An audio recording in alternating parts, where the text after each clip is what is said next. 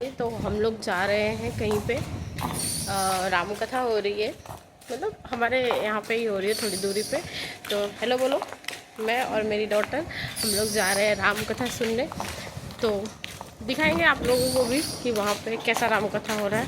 तो चलिए चलते हैं, अभी मिलते हैं फिर।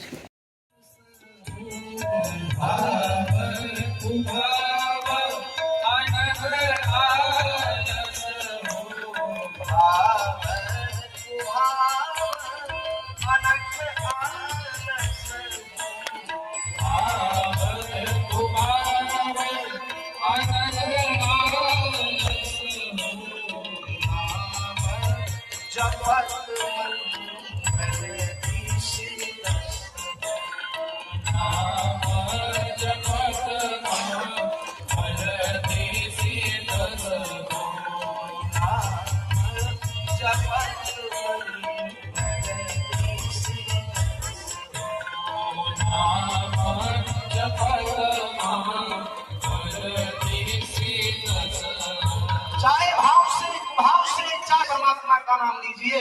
और याद रखना प्रेमियों, कलयुग में केवल भगवान का नाम ही कल्याण का, आपका उद्धार भगवान का नाम से।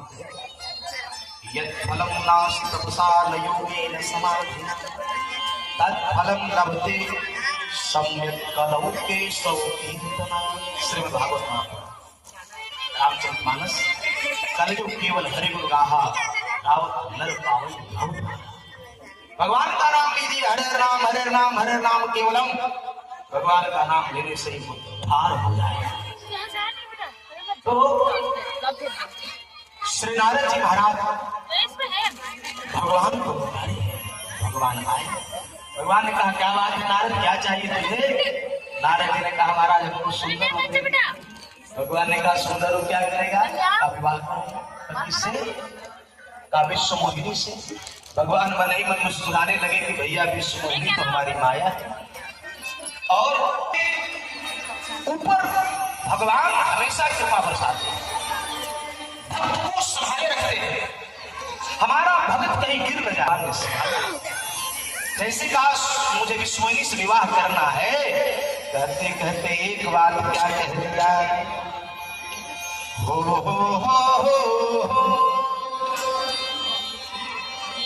जेहि विधि होई नाथ हित मोरा,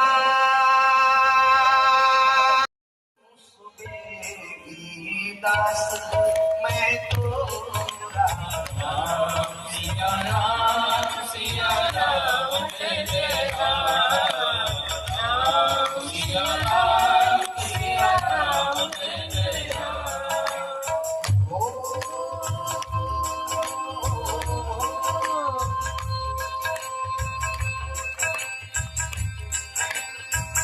जही विधि होई नाथ हित करहूं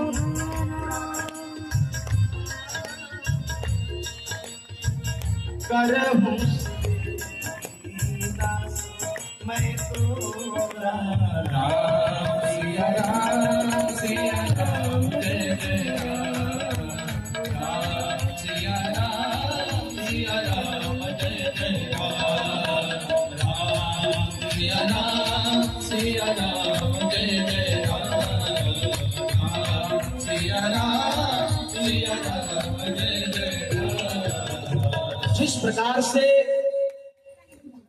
मेरा हित हो वही काम करिए। भगवान ने कहा जय विधि होई परम हित, नारद सुनहु तुम्हारा हित नहीं, मैं परम हित करूंगा, चिंता मत करना। आगे की चर्चा सुना रहा। पीछे हमारे संचालक जी बीजेपी साहब भैया शैलेंद्र त्रिपाठी जी आपको संबोधित करेंगे। आपका हित नहीं परम हित होगा। और भगवान ने नारद जी का परम हित किया है। कैसे किया है? बड़ी अद्भुत चर्चा है। आज राम जन्म की चर्चा है, आपको जरूर श्रवण करेंगे।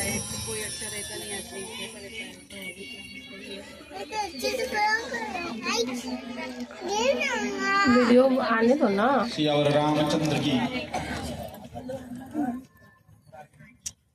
हनुमान जी नाराज हो जाएंगे। सियावर रामचंद्र की जय। सियावर रामचंद्र की जय। कोटेश्वर महादेव की जय। व्यासपीठ की अनुमति से मैं 2 शब्द मेरे लिख रहे थे तो वो संस्कृत भाषा में,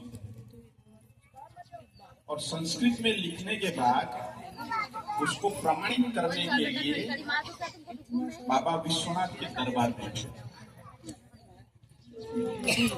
अब जब लिखने के बाद दूसरे दिन वो जाते थे तो संस्कृत में लिखा सब मिट जाता, वापस वो संस्कृत में लिखते थे लेकिन फिर मिट जाता था। फिर इन्होंने सोचा कि ये बाबा की इच्छा नहीं है कि मैं संस्कृत भाषा में लिखूं, इसलिए श्री रामचरितमानस उन्होंने अवधी भाषा में लिखा। अवधी भाषा में लिखने का कारण बाबा विश्वनाथ को यह पता था कि कलयुग में संस्कृत कोई पढ़ने वाला नहीं होगा न कोई पढ़ाने वाला होगा। यदि कोई संस्कृत बोलेगा तो बस को यही माना जाएगा कि कर्मकांडी पंडित होगा। तो अवधी भाषा में इसीलिए लिखा गया, और बाबा विश्वनाथ ने उसे प्रमाणित कैसे किया? उस रामचरितमानस में उन्होंने लिखा सत्यम शिवम सुंदरम, यही सत्य है, यही शिव को प्रिय है, और संसार में सबसे ज्यादा सुंदर इससे ज्यादा कुछ नहीं। और ये सत्यम शिवम सुंदरम वहीं से आया। अब सरल भाषा में संस्कृत से अवधी भाषा में आ गया। माघ माह चल रहा है। पिछली बार जब राम कथा हो रही थी उस समय कुंभ मेला था। कुंभ मेले में तो नहीं जा पाए, लेकिन राम कथा रूपी मेले में हमने यहाँ पे गोता लगाया, और इस समय माघ मेला चल रहा है और सबसे बड़ा स्नान महादेव ने अपना अनुभव कहा है कि भाई इस जगत में सब सपना है, हरि भजन ही है। मैं आपको अब महादेव का संदेश अब देने जा रहा हूं। कोटेश्वर महादेव ने आज मुझे संदेश दिया। जब कथा इस पावन माह में यहाँ चल रही है तो हमें इसमें जरूर उपस्थित होना चाहिए। एक समय ऐसा आएगा जब आयु होगी, मेरे भी आंखों से दिखाई नहीं देगा, कानों से सुनाई नहीं देगा, पैर नहीं चलेंगे, चल नहीं पाएंगे। यही समय अभी हम देख भी सकते हैं, सुन भी सकते हैं, चल भी सकते हैं। हमको सिर्फ आना है। अगर हम यहां पे आ गए तो हमारी बन जाएगी। भगवान न करे कि किसी बीमारी बस अगर खाट पे पड़ना पड़े, हॉस्पिटल जाना पड़े, उस समय ये कथा अगर सुनी होगी तो भगवान हमारे पास आएंगे। ये कथा का प्रताप है। आप सभी जानते हैं कि हिंदू शास्त्र में 4 आश्रम बताए गए। चौथा आश्रम है संन्यास आश्रम। लेकिन हम पहले आश्रम से ही अध्यात्म को जोड़े अपने बच्चों को। दूसरे तीसरे आश्रम में तो हमारा जो कर्तव्य है वो कर्तव्य निभाएंगे।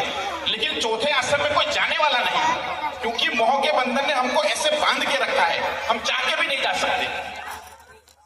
हम जब नहीं जाएंगे संन्यास आश्रम में तो हमें संसार में रह के ही सन्यासी बनना है, प्रभु भजन को भज के। इसलिए महादेव का संदेश है, आपकी आंखें, आपके कान, आपके पांव, आपका शरीर आपका साथ दे रहा है तो जरूर कथा का लाभ लीजिए। और माताओं बहनों ने जो तपस्या की, उस तपस्या का उनको फल कथा से तो मिल ही रहा है। उनका स्थान यहां से यहां हो गया। आपके आशीर्वाद से पुरुष भी उतना बढ़ ही गए हैं। इसलिए आप सब अपने लिए जोरदार ताली बजाइए। आगे मैं अध्यक्ष महोदय को माइक देता हूं।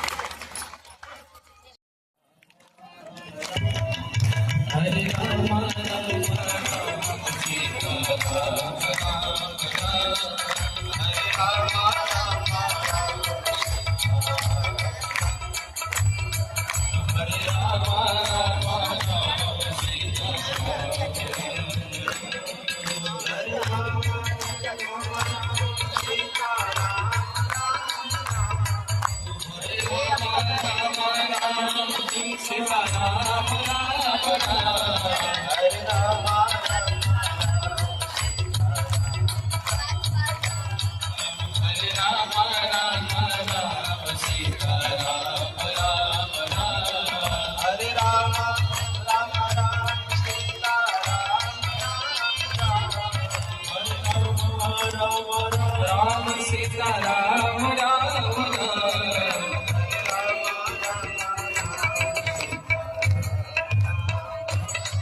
हरे राम राम राम सीताराम राम राम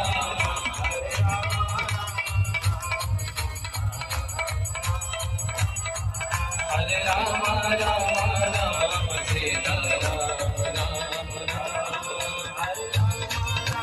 राम सीताराम राम हरे राम राम राम सीताराम राम राम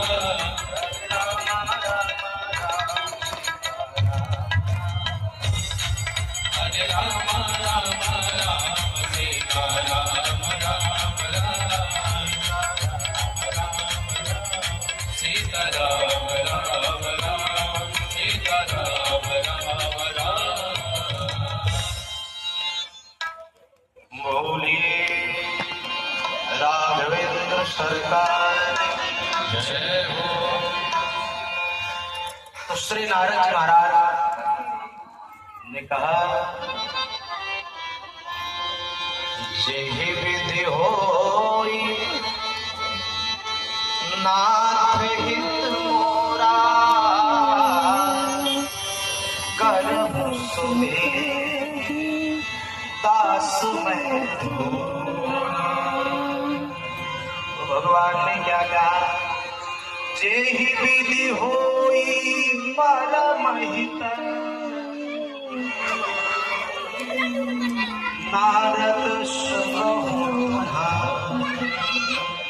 सोई हम करब नयान कछु वचन मृगा हित नहीं मैं तुम्हारा परम हित करूंगा ऐसा भगवान ने कहा। तो परम हित के लिए क्या किया? आज सुंदर रूप मांगा तो बंदर का रूप दे दिया और बंदर का रूप लेकर के नारद की सभा में आए। एक बात सावधान, भगवान आपका अहित चाहती है। नारद जी को बंदर का रूप दिया, लेकिन सारे सभा में दो ही लोगों को बंदर के रूप में दिखाई दिए नारद। पहला शंभू जी के गण, भगवान भोलेनाथ के गण, वो भी आकर के बैठे थे। और दूसरा माँ विश्वमोहिनी जी को नारद जी बंदर के रूप में दिखाई दिए। इसके अलावा जितने लोग थे सबको नारद नारद के रूप में दिखाई दिए। पहले नंबर पे नारद जी को बंदर के रूप में देखा, क्रोधित होकर के विश्व